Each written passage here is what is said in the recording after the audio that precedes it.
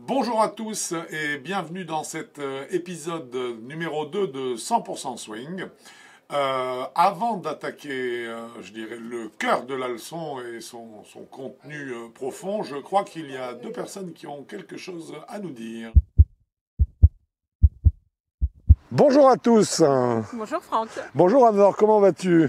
Alors écoute, ça va bien, mais je suis un peu inquiète pour aujourd'hui parce que tu m'as pas préparé la séance. Je ne sais absolument pas de quoi on va parler en fait. Mais c'est encore mieux, comme ça c'est de la découverte. Tu vas découvrir ça en même temps qu'on va le filmer pour nos avis golfeurs. Absolument. Alors, nous étions supposés aujourd'hui nous attaquer nous avions dévoilé le sujet dans la vidéo précédente, à ce qui est donc le transfert du poids à la montée et notamment la résistance qu'il fallait créer au niveau des jambes de façon à créer un transfert efficace. Mais il se trouve que suite à l'épisode numéro 1, vous avez été nombreux à envoyer des réflexions, des questions sur justement le contenu de ce premier épisode et sur un point technique qui vous a chiffonné. Notre but aujourd'hui, ça va être d'intercaler cette séance et donc cet épisode 2 que nous allons traiter aujourd'hui va être relatif à cette question qui nous a été posée, à savoir, mais une rotation bien comprise à la façon à laquelle je vous la propose n'entraîne-t-elle pas un déplacement de la tête et quid? Qu'en est-il de ce déplacement de la tête? Est-ce quelque chose d'admissible, quelque chose de normal ou au contraire quelque chose contre lequel il faut lutter? C'est donc ce que nous allons voir aujourd'hui.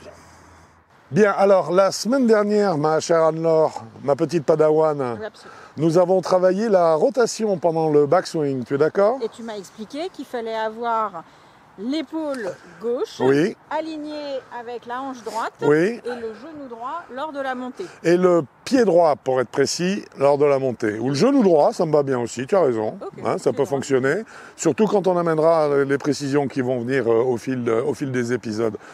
Alors remontre-moi ce mouvement justement. Donc, tu es devant ta balle à l'adresse, tu retrouves avec une certaine inclinaison du buste, d'accord?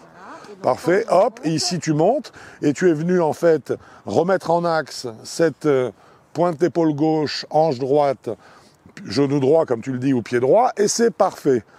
Par contre, ce qui est certain, c'est que si je regarde bien, eh bien, en revenant dans ta position initiale, et en recréant, vas-y, reviens en position, et en recommençant pour recréer ta montée, pour aligner ces 3 points, tu as poussé ton épaule gauche vers l'arrière, et vers la droite, recommence. Très bien. Ce qui a entraîné, qu'on le veuille ou non, revient en position. Recommence. Un déplacement de ta tête, en fait, qui est forcément proportionnel au déplacement de cet angle de dos qui revient en position. Ici, incliné devant la balle de l'ordre de 30 degrés, s'est retrouvé projeté vers la droite grâce à ta rotation des hanches. Voilà, ce qui forcément a reporté ces 30 degrés vers la droite et fait que ta tête a subi un déplacement vers la droite lors du backswing. Est-ce que tu es d'accord? Une translation? Une translation, on est d'accord? Complètement en gardant la même hauteur de tête, mais en Exactement. Puisque, en fait, qu'est-ce qu'on a fait? On était devant la balle ici avec un buste incliné. L'inclinaison idéale du buste doit être de 30 degrés, hein, c'est la norme pour tout le monde. 30 degrés d'inclinaison, des hanches qui sont ici. Des hanches qui s'effacent à la montée pour permettre à l'épaule de s'aligner avec la hanche puis avec le pied. Ça amène un report en fait de cet angle de 30 degrés vers la droite, ce qui entraîne forcément un déplacement du bout de cet angle. Et le bout de cet angle, c'est quoi? C'est l'emplacement de ta tête. On est d'accord? Donc nous notons, si on s'inscrit bien dans cette rotation logique, un déplacement ou une translation de la tête à la montée, qui équivaut au déplacement et au report de ces 30 degrés d'angle de la position où je me trouve face à la balle, à l'adresse, jusqu'à la position où je me trouve au sommet de la montée. On est d'accord? Oui, c'est très clair. Parfait. Nous allons nous prouver en quelques secondes. Oui. Secondes, ça va être aussi rapide que ça, que garder la tête fixe est une aberration. Très bien, je suis prête. Tu es prête? Oui, tu me fais pas mal quand même. Hein. Je vais essayer, mais je suis assez maladroit, hein, tu sais. Hein. Ok, mets-toi à l'adresse. Là, je prends maintenant ta tête, je vais vraiment la tenir, je vais la fixer. D'accord? Donc en fait, tu vas pouvoir bouger avec ton corps, pivoter tout ce que tu veux, mais ta tête ne va pas pouvoir se déplacer. Alors, on est d'accord? Allez, vas-y. Je suis bloqué. On est d'accord. Je suis très clairement bloqué. Je suis bloqué d'abord au niveau des hanches. Ah ouais. Et après, très rapidement, au niveau des bras, je suis moins haute que d'habitude. Tu peux pas y aller? Non, je ne peux pas. Si je te demande de monter tes mains, qu'est-ce que tu es obligé de faire au niveau du poids de ton corps? Je me mets en arrière. Exact. Tu fais En avant, tu fais ce qu'on appelle un pivot inversé. Le poids du corps travaille à l'envers. Maintenant, essaye de continuer ton geste. Et dans l'autre sens. Alors là, je suis bloqué très très rapidement. On est bien d'accord. Tu es bloqué, tu ne peux pas terminer. Non, je ne peux rien faire là. Voilà. Donc tu vois, en quelques secondes, on a prouvé que l'immobilité de la tête ne te permet pas de remplir certaines fonctions telles que créer une rotation qui va amener le poids du corps à se déplacer vers la droite. On en parlera dans le détail bien sûr ultérieurement. Vers la droite, quelle droite? Vers l'arrière si tu préfères, voilà, comme ça nos amis gauchers vont s'y retrouver. D'accord. Donc ça ne t'empêche bien sûr de créer de l'amplitude, puisque tu as vu que tu es totalement serré, et de toute façon, d'une façon plus logique et un petit peu plus cartésienne. On sait que globalement l'être humain ne se déplace jamais et il parvient à garder l'équilibre quand il marche, quand il court, quand il se déplace, parce qu'il garde en fait un centre de gravité et une tête qui est à la verticale de son centre de gravité. Si je bloque ta tête, si je force cette tête à rester totalement fixe, oui, eh bien ton centre de gravité ne bouge plus. Et donc cette fois-ci, c'est un mouvement autour d'un corps figé et fixe que tu vas créer. Ça ne répond absolument pas aux besoins d'amplitude que nous connaissons dans un mouvement normal. Et en plus, ça fait mal au dos. Et en plus, tu te massacres le dos. Hein, et tu vas te faire très mal au dos à terme, on est bien d'accord. Si c'est pas déjà fait, c'est pour ça que tout à l'heure je t'ai dit malheureusement, attention, je suis maladroit. Donc ce qu'il faut que l'on comprenne, c'est que cette translation de la tête est normale. Il faut l'accepter. Remets-toi en position, sans club, parfait. Et maintenant, recrée cette rotation pour aligner nos 3 points, mais cette fois-ci, avec une liberté de mouvement de la tête, puisqu'en fait, la tête peut tout à fait se déplacer vers la droite, puis vers la gauche. À partir du moment où la tête s'est déplacée d'autant à droite par une rotation du corps, il est évident que le corps, à un moment ou à un autre, va devoir revenir face à la balle pour la percuter. Et donc, ce déplacement va revenir, va se déconstruire pour ramener, je dirais, la tête exactement à son emplacement initial à l'impact. Après, ce que j'imagine qu'il faut éviter, c'est de se donner l'impression de pivoter alors que c'est seulement la tête qui se déplace. Exact. Et à ce moment-là, on tombe sur... comme ça, et là, je suis en faux pivot complet. Voilà. Et à ce moment-là, on est sur un déplacement latéral. Allons-y, décrivons les fautes. Et cette faute-là a un nom. Le déplacement latéral, c'est ce qu'on appelle le sway. Hein, S-W-A-Y, c'est le sway. J'ai toujours cru que c'était le sway pour ma liste de Noël, dis donc. Alors, c'est pas à tes souhaits non plus, mais c'est le sway, c'est le déplacement latéral, on ne le veut pas. La rotation amène une projection de l'angle d'inclinaison du dos et bien sûr, un déplacement bien sûr de la tête vers la droite, on vient de le dire. Par contre, est-ce que les déplacements de la tête verticalement dans un sens ou dans l'autre vont être bénéfiques à un geste de golf et est-ce qu'on peut les admettre ? J'imagine que non, parce que ça veut dire que techniquement, je me suis relevé sur mes appuis. Et qu'est-ce qui va se passer si tu te relèves ou que tu redescends? Bien, ton club, il va faire la même chose, il va monter et descendre. Ouais, et à ce moment-là, ton contact... Je vais mal taper la balle ou ne pas la taper du tout d'ailleurs. Exactement, hein, parce que ton contact, bien sûr, ne va plus pouvoir être juste à partir du moment où tu crées des déviations vers le haut et vers le bas dans le geste. Donc les seuls mouvements de tête à proscrire sont tous les mouvements qui sont dans un plan vertical. Les seuls qui nous intéressent sont les mouvements qui amènent la tête à se déplacer latéralement.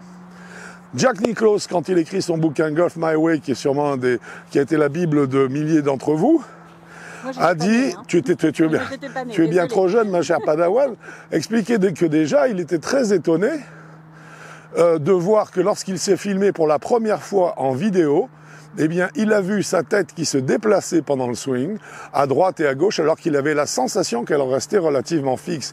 Et lui-même a admis qu'effectivement, il constatait déjà un déplacement latéral de la tête pendant le swing.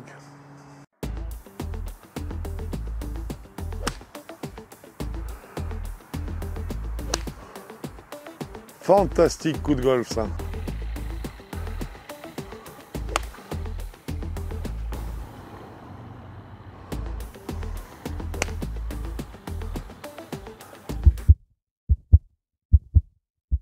Jusque-là, les choses paraissent assez claires. Nous allons cependant pousser un petit peu plus loin au niveau technique pour comprendre vraiment les fondements, les racines du déplacement de cette tête pendant le backswing, du fait donc de la rotation du corps. Alors, tu vois, c'est là où on va toucher l'essentiel de cette leçon. D'accord? Enfin, cette leçon, c'est un bien grand mot. De cet épisode de 100% swing, plutôt. Je préfère. Ce petit explicatif, exactement. On va voir un élément fondamental et ça va être un espèce de fil rouge qui va courir tout au long de nos... Et je savais que tu avais fait exprès, qui va courir tout au long de nos épisodes de 100% swing. C'est de comprendre, en fait, le lien direct, l'interaction qu'il y a entre la phase statique dans le geste, qui donc est toute la préparation au swing, et l'installation du joueur dans son placement à l'adresse, et ensuite la phase dynamique du geste, qui, elle, correspond à toute la réalisation du geste, à l'exécution de la mise en mouvement à la fois du corps et du club. On va comprendre qu'il y a un lien direct entre ces deux-là.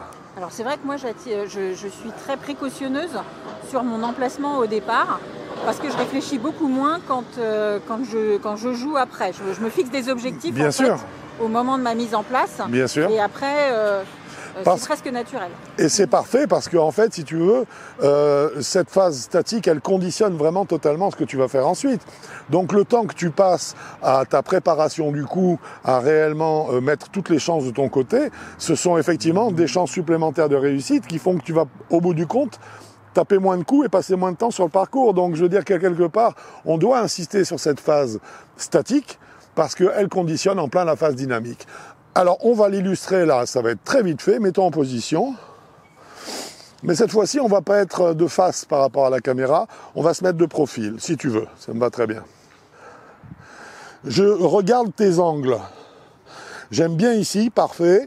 Ici, ça reste léger, j'aime beaucoup aussi. Et là, je regarde l'angle et je note effectivement que je suis aux alentours de 30 degrés d'inclinaison de buste. C'est la norme pour tout le monde. Je crois que tu m'avais donné un truc une fois pour savoir comment je m'incline, c'était de laisser tomber mes bras. Oui, d'attendre qu'ils descendent dans un plan vertical. Voilà. Peut-être ça, on peut le réexpliquer. Bien sûr. De 30 degrés naturellement. Alors, théoriquement, mais malheureusement, ça ne suffit pas. Ce que je voudrais surtout qu'on comprenne, c'est que cette inclinaison ici, si elle reste à 30 degrés, mon déplacement quand je vais organiser mon backswing, vas-y, sera juste. Ma quantité de déplacement va être gérable parce qu'elle est uniquement liée à la rotation de mes hanches et donc mes hanches, comme elles vont forcément redescendre en tournant, vas-y, voilà, elles vont forcément reporter cet angle face à la balle à l'impact. Par contre, et c'est là où on voit l'interaction entre phase statique, phase dynamique, si j'augmente cette inclinaison, je l'augmente, voilà. Cette fois-ci, vas-y, monte. Le déplacement d'Anne-Laure va être beaucoup plus important puisque cette fois-ci, ce sont 45 degrés que je remets en mouvement vers la droite, vers l'arrière. Très bien. Encore, reviens en position. Ces 45 degrés créent un déplacement trop important, tu auras une frappe de balle aléatoire. On ne peut pas créer un mouvement régulier, d'accord, autour d'un angle si important qui crée autant de déplacements. Maintenant, exactement. Maintenant, on essaye de le minimiser. Voilà. De le minimiser, là, c'est bien. Je suis aux alentours de 25, je dirais, ou 20 même. Hein. 20, 25. Mais attention. Laisse tomber tes bras. Là, les bras n'arrivent plus à être libres. On est d'accord? On n'arrive plus à être libre parce que ton angle n'est pas suffisant. Donc, on va l'augmenter un petit peu. Laisse tomber tes bras. Voilà. Tu es à 30 degrés. Cette fois-ci, on dirait. Ça y ressemble. Organise ton backswing, vas-y, rotation. On est juste. Cette fois-ci, je suis sur une quantité de déplacement de la tête qui est absolument gérable par la rotation de mes hanches à la descente. Mais du coup, est-ce que ça ne dépend pas de la longueur du club? Et donc, entre un fer 7 et un driver et un fer 9, par exemple, est-ce que cette inclinaison ne doit pas être modifiée? Elle va forcément être modifiée, puisque en fait, votre distance par rapport à la balle change avec chacun de ces clubs. Donc, il est logique que l'emplacement des mains ne restant pas les mêmes, puisque le club est plus ou moins court, on ait une augmentation ou une diminution de l'angle du buste. Mais nous pouvons tout à fait compenser cette augmentation ou diminution par une réorganisation des segments inférieurs, jambes et cuisses, oui, de façon à trouver un angle qui rende une cohérence dans mon placement devant la balle. Alors, ça y est, ce deuxième épisode de 100% Swing est terminé. Et j'espère, puisqu'on va bien sûr le résumer un petit peu, j'espère qu'on a bien compris l'idée. L'idée, c'est donc de dire, on a vu épisode 1, comment organiser la rotation. La rotation entraîne a priori un déplacement de la tête à la montée. Oui. Or, on a plutôt tendance à croire au golf que la tête doit rester immobile.